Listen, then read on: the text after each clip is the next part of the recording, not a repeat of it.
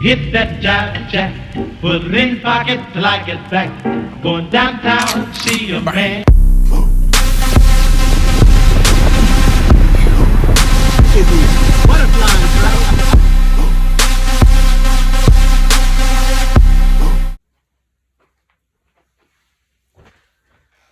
Hey YouTube, it's another video here with Sean Jackson. I just wanted to get on here and talk about mindset. The mindset of the rich, middle class, and the poor. The three different types, right? So, the poor mindset is work, get money, pay bills. That's how the poor mindset thinks. The middle class mindset is to work to get money to buy liabilities and toys.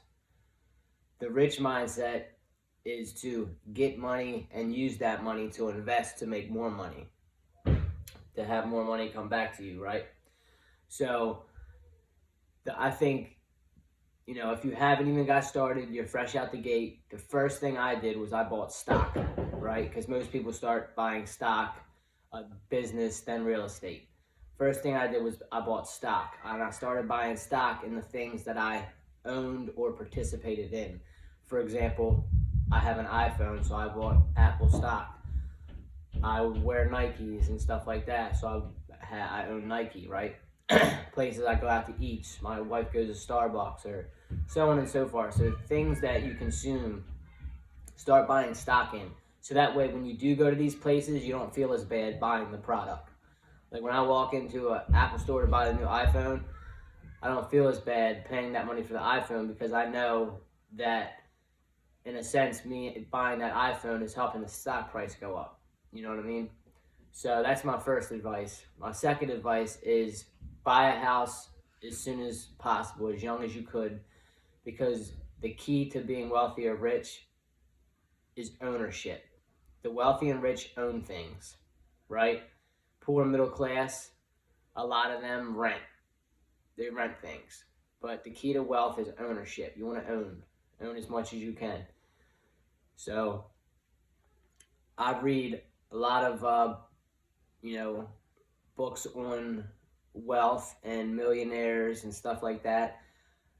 I do the audio books. I'm not a big reader, so I'll listen to them on the way to work or on the way home.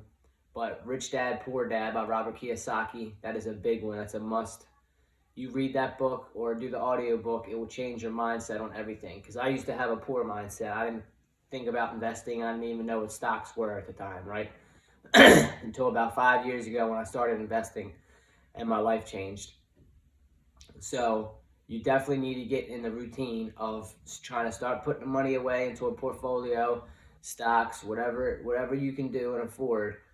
Put 20 a week into a stock or whatever the case may be. And then eventually you're going to get into a habit of enjoying it. And that 20 is going to turn into 40 a week, then 60 a week, then 100 a week or whatever, right? So that's the quickest way.